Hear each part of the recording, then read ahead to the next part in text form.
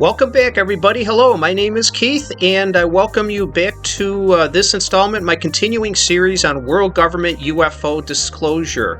Today's installment comes to you courtesy of Brazil. We're going to take a deep dive into both the government's efforts to make known to the public the files that they contain, and also efforts by public authorities and groups also to help report and disseminate the nature of this UFO UAP phenomenon. First, a few fun facts about Brazil. It is the fifth largest country in the world in terms of both population and geographic size.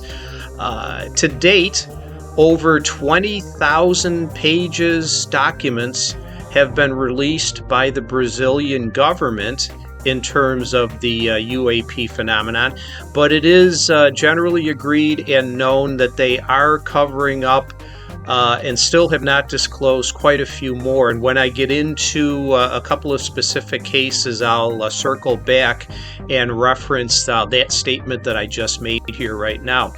So additionally, there is a very well-organized National Archives Department, which is located in Rio de Janeiro, that houses and gives the public access to many of these tens of thousands of records that have been disseminated. Brazil also, like a lot of countries, the United States, England, Australia, etc., do have a working and proliferate Freedom of Information Act, which has been influential even in Brazil's history for getting disclosure of documents, information, and knowledge on the phenomenon. So let me take you through a brief history here of the phenomenon and what has been reported in the Brazil. This takes us back all the way back to 1947, the time of Roswell. On July 23rd in Bauru, Sao Paulo, there was reported sightings, a small flap of aerial phenomenon, and a couple of landings and whatnot within the vicinity of Sao Paulo. Then fast forward in 1952, which is generally agreed worldwide to be one of the very most proliferate and expansive years for sightings amongst the public, society, and whatnot, and the governments and military. So on May the 5th, 1952, in Barra de Tijuca, there was similar sightings, a rash of sightings, a flap, so to speak. Then fast forward a little bit. In 1954, one of the first meaningful surveys came out by the UAP.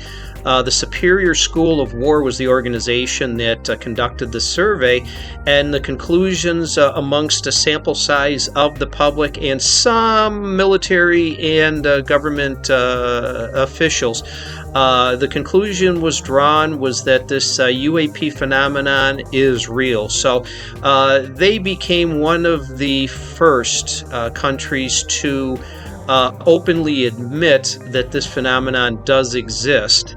Now, when I make that statement, I just wanted to point out here too, it's very popular amongst conversation that people say when they ask, well, what was the first country to disclose? And these governments also take their turn in trying to put forth that they were the first country and they've disclosed the most, and they're the most and the best at doing whatever. That's one of the big motivations for my doing this series, is that it's very hard to rank any particular country with saying they were the first, they were the most, whatever. It's a very fluid, as you know, it's an ongoing system of dissemination of information and trying to get the governments to disclose everything of what they have as we move more towards global acknowledgement of the existence of other intelligences and the future relationships that we're gonna derive from them. So it's very difficult difficult to say one country is the best and the most and the earliest at doing it, but certainly let's go back to Brazil. They were very forthcoming very early. Again, in 1954, this wasn't government disclosure, this was just a survey. But as you're going to find, the Brazilian government's efforts were very early and were eventually very proliferate in their disclosure. So let's continue on with the history of UAP sightings and other experiences. In 1957, one of the first very popular Brazil it turned out to be an abduction, actually, more than just a sighting. Trinidad Island, and this has been, a lot of documents have been disclosed about this, and a lot has been written about this particular case. Antonio Villas Boas was the person who was abducted, and he was the main interviewee in many documentaries, like I said, about this particular sighting experience in 1957. Books have been written with him as the top subject also, but there is also the feeling that the government is hiding, the Brazilian government hiding a little bit more information. They could be more transparent in their disclosure. So in 1969, March of 1969, a system was developed for investigating UAPs. It's known as SIOANI, S-I-O, the acronym SIOANI. I'm going to give you some details about this organization a little bit further on, but just note that this was created in 1969. So again, that lends support to the notion that Brazil has been a very transparent and forthcoming organization, government entity in terms of the disclosure. So fast forward a little bit, another very popular case in Brazil. This was actually a wave which was experienced from September of 1977 through June of 1978. It's known popularly as Operation Saucer, or for those in Portuguese countries, Operation Prato. This involved many sightings, experiences, some not abductions, but CE4, so to speak, where witnesses were in contact with extraterrestrials. Many of them suffered some physical side effects, burns, radiation sickness, and whatnot. And a famous doctor from that particular wave, Dr. Welaine Carvano, she was the doctor in residence that treated a lot of these patients, and the conundrum continued. The government did pick up and study the phenomenon, and again, it is known as Operation Saucer or Operation Prato. It became so popular that actually famed ufologist and astronomer scientist Jacques Vallée wrote a book in 1990, A Scientist's Search for Alien Contact. And this Operation Saucer was the case, the protagonist in his book. Now, also, too, the presiding military authority, Captain Urang Nogueira, he stayed silent for quite a few years, but finally in 2007, he came forward in a series of interviews basically disclosing and confirming that these sightings and these contacts actually took place. What's also very curious and adds to the mystery of this whole case, in which it is generally agreed that the government, Brazilian government, is withholding some information from this, even with their transparent disclosure natures and proclivities and whatnot. When Captain Nogueira came forward in 2007 with his reports, he was found just days later dead, hanging from in his apartment. He was strangled and hung to death. The official government report is that it was suicide. Very, very suspicious set of circumstances indeed. So let's fast forward a little bit more.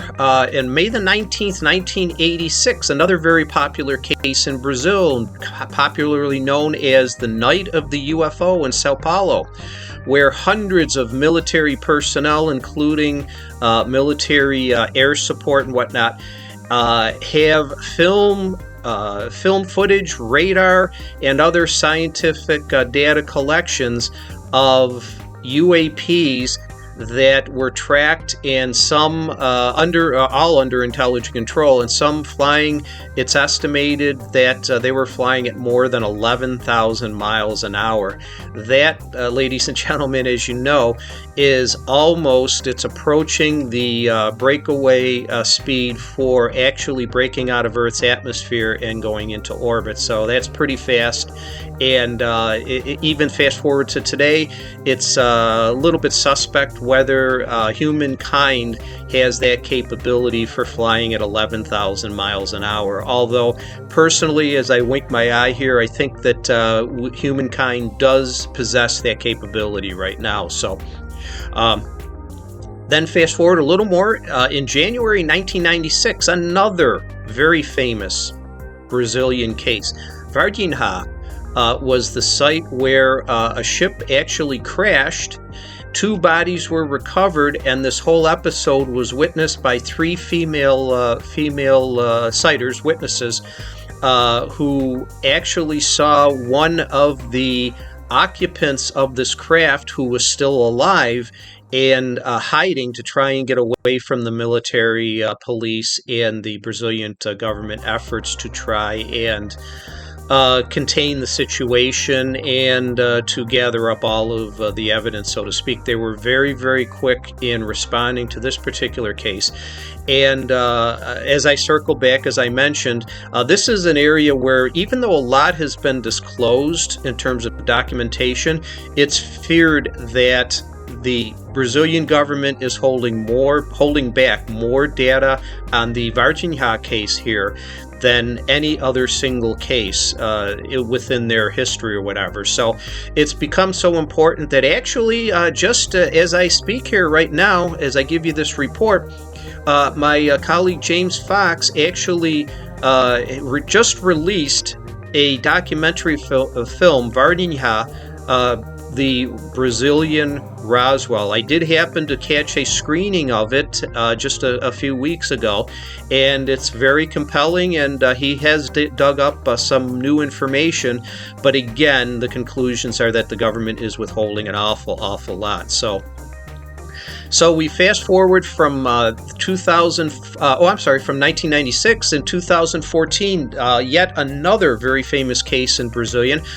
It was the Acre Assault Flap, in which thousands of indigenous natives along the Amazon River basin, as I said, it was a flap, so this happened over a period of a few months in 2014, thousands of witnesses, indigenous, witnessing, experiencing, observing flying formations, craft and ships landing, and whatnot, just buzzing through the sky. So the last item I want to mention in Brazil's history of abductions and things to do with that, in just this past June 24th of 2022 here, there was a summit held, the Senate on ufology held a one-day meeting in which a couple of colleagues and friends of mine, Gary Hesseltine of the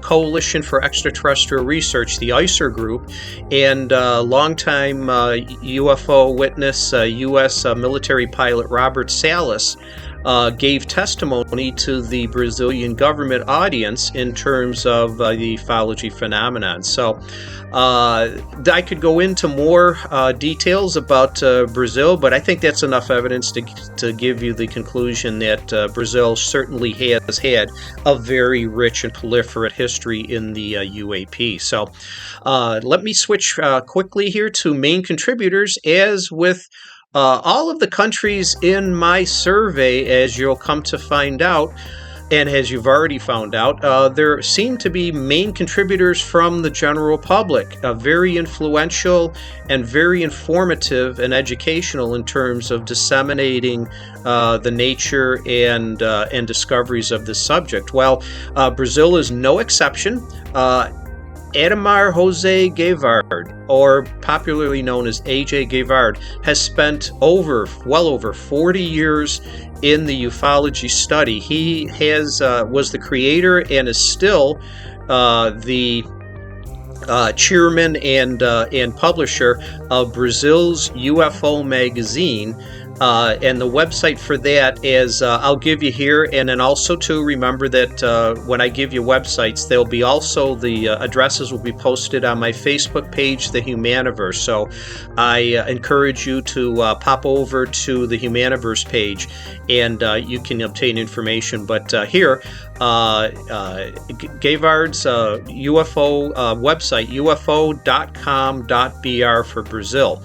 Now, also, too, with amongst the general public, the Brazilian UFO Researchers Committee organization, they've been around for over 20 years now, and they were very influential, along with A.J. Guevard, in convincing the Brazilian government to start the wholesale disclosure of their document files. They waged a couple of campaign UFOs, and the most seminal one in 2007, which, as you'll find out in a minute, was the time frame of the very first mainstream disclosure of documents by the Brazilian government. So I'll mention the websites here to you again real quick. You'll see them, and then also go over to my Facebook page. But many websites from controlled and broadcast by the government, as well as public ufology groups. As I mentioned, Guevard's website, www.ufo.com.brazil, and there's many pages associated with that. Archive.org is another very influential website, and also, as you've come to find out, contains more files than just Brazil and one other country. I mean, I've mentioned Canada, I've mentioned, we've talked about New Zealand and many other countries who archive.org has contained files in relation to efforts from all of these countries. So other websites, the U.S. government, the Central Intelligence Agency, also has their own archive, and including some documents pertaining to Brazil. Other public group websites, phenomenum.com.brazil, mmufo.com.brazil, contatoufo.com, and cspu.blogspot.com. So if you feel free to write these down, or else, again, go over to my Facebook page and you'll get the information there. So now moving on to the structure of the Brazilian government hierarchy. You've come to find out that some governments are a little bit less bureaucratic or less entangled than others.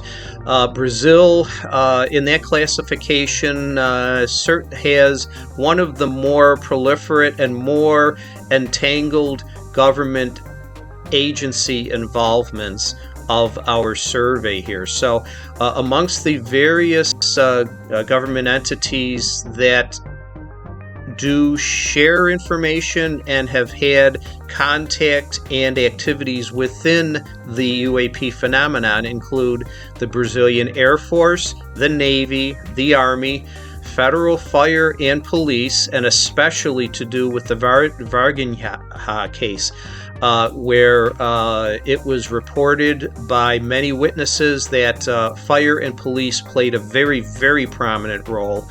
And a couple of officials in the fire and the police department actually lost their lives in pursuit of this case. But other Brazilian government agencies involved are the National Aerospace Defense Command, the Air Force Center for Public Communication Ministry, the National Indigenous Foundation, FUNAI is their acronym, and also to a civilian group organization, the Institute for Astronomy and Space Research.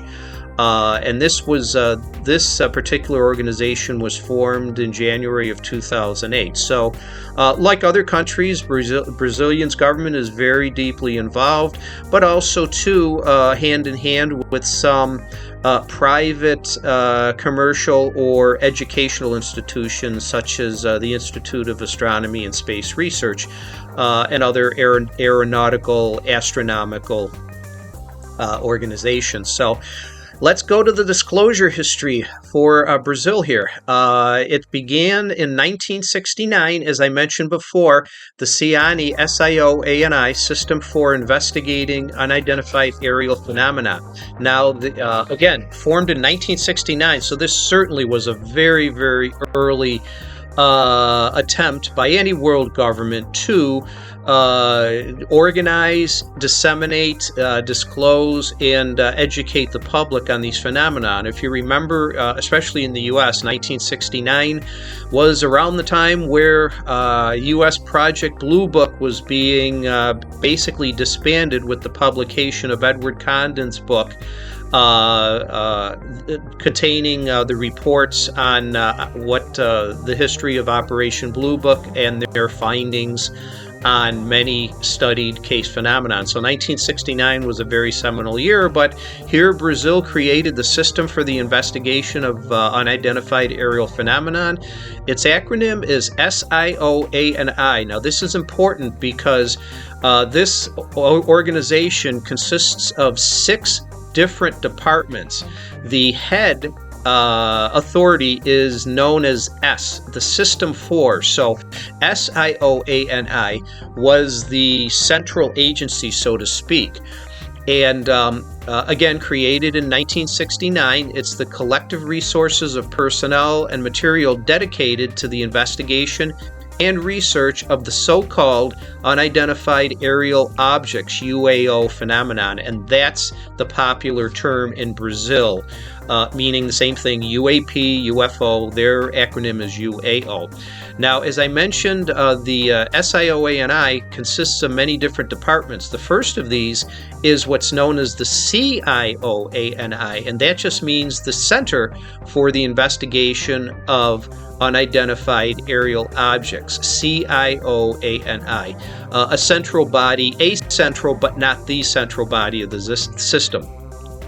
The next group is the Investigation Zone of Unidentified Aerial Phenomenon, or Z as in zebra, ZIOANI.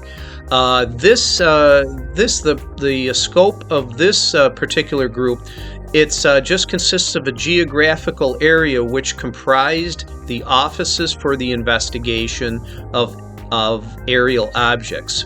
There are 6 of those offices that exist in Brazil. So they were more of a repository. Each of the 6 geographic areas would report to the CIOANI, which in turn would report to the SIOANI. So now the next group is the Office for Investigation of Unidentified Aerial Objects, or NIOANI. The NIOANI is a bureau that was in charge of observing, investigating, and collecting materials for research into the UAO system. Its function could be executed by a military agency, a public institution, or individuals.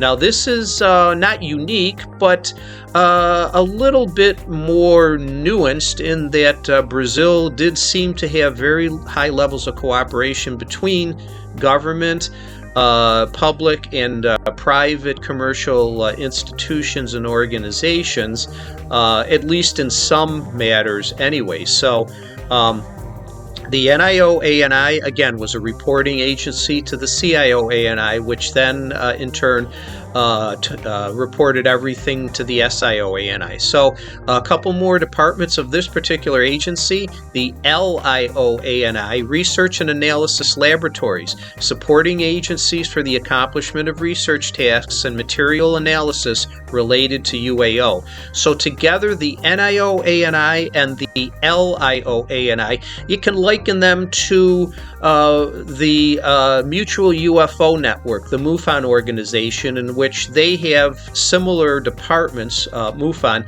and they do have offices and chapters in many countries all over the world, and certainly many countries in which I'm doing this analysis on. But MUFON is considered the boots on the ground physical investigators, data collection, and then their other department is they source out, when needed, data for research and whatnot. So these are kind of cousin activities to the NIOANI and the LIOANI.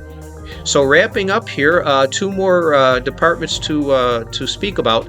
The TIOANI, the Personnel and Material Transport, means of transportation that was first provided by official agencies, military or civilian, upon request by either the CIOANI, the ZIOANI, or the NIOANI. When official transport was not available, the commercial transportation could be used. The transport had to be appropriate, efficient, and fast. A quick arrival to the spot where a UFO incident had occurred was basic, so that there would be no alteration of traces or distortion of facts. Now, this became very important, seminal, in the Varginha case, in that it was widely reported by the public that the military and also civilian private organizations like the police and the fire were mutual aid, so to speak, in terms of wrapping up, concealing the target areas, and also to collect the information and basically hide it away. So that just adds so many levels of complexity and mystery to the Varginha case, in that all levels, government and non-governmental official organizations as part of the SIOANI were involved in this. The last department of the SIOANI was the RIOANI, the Communication Network, and this was comprised of a web that involved now extinct FAB's communication networks and further singular forces, Brazilian Army and Navy military forces, police forces, and the amateur radio network, aiming at rapid information flow between the several links in the system.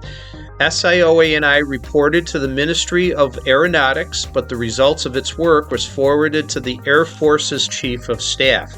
So there's the interconnection bureaucracy between civilian organizations and the Brazilian government entity, so to speak.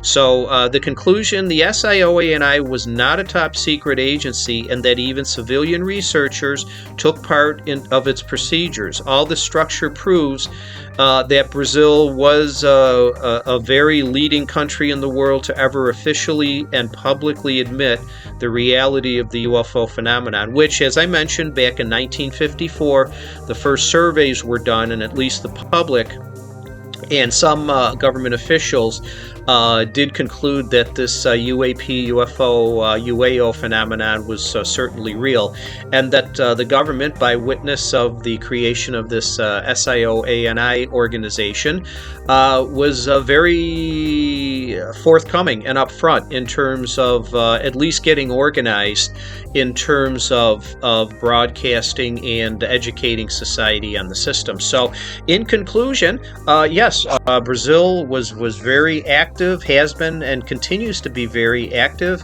in the UFO UAP phenomenon. So it's as I wrap it up here, I'd just like to say that I thank you for tuning in here. Again, website addresses can be found, and I encourage you to do this. Go over to the Humaniverse page on my Facebook site and look up some of the materials for yourself, and hopefully you'll be able to learn a lot from that, which is my main impetus and my main motivation for working with you, is to help educate and enlighten all of you as we prepare for our future of global acknowledgement of the UAP phenomenon and other intelligences outside of humankind and planet Earth, and preparing for those relationships that will hopefully ensue from that. Thanks a lot. Take care, and we'll see you next time. Have a good one. Bye.